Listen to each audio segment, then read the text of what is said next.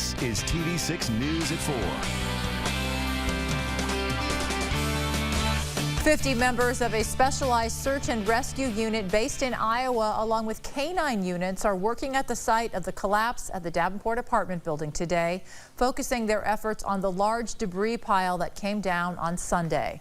Good afternoon. I'm Sharon DeReek. Our Redrick Terry is at that site once again today. He joins us now live with the very latest on today's search efforts. Redrick?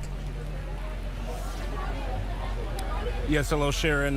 We are here at downtown Davenport, right near the Davenport building, where, of course, we had that partial collapse on Sunday evening. We'll talk more about that special team that you mentioned in just a moment. But I want to give you a look at the scene at this point in time.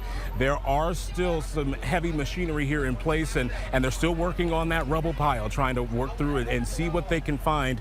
As we now know, of course, 3 people still unaccounted for that were believed to be in that building at the time of the initial collapse. Now, Sharon, you mentioned that specialized search team. We actually heard from them for the first time earlier today at a news conference. It was held by Davenport City officials.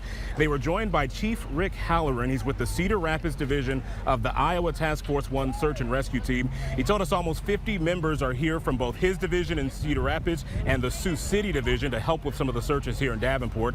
They say the request for assistance from the city was officially submitted on Wednesday.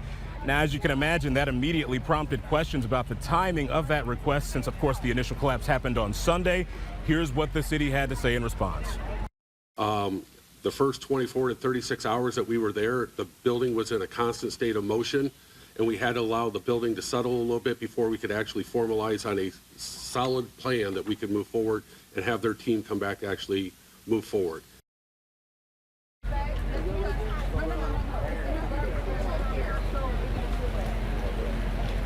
Now, those Iowa Task Force 1 teams will stay on the scene for the time being. And coming up at 5, we're going to actually hear from Chief Halloran about what their crews are going through in that building, the process that they go through in searching in what is still very dangerous conditions over at that Davenport building. That's at 5. But for now, live in downtown Davenport, Redrick Terry, TV6 News.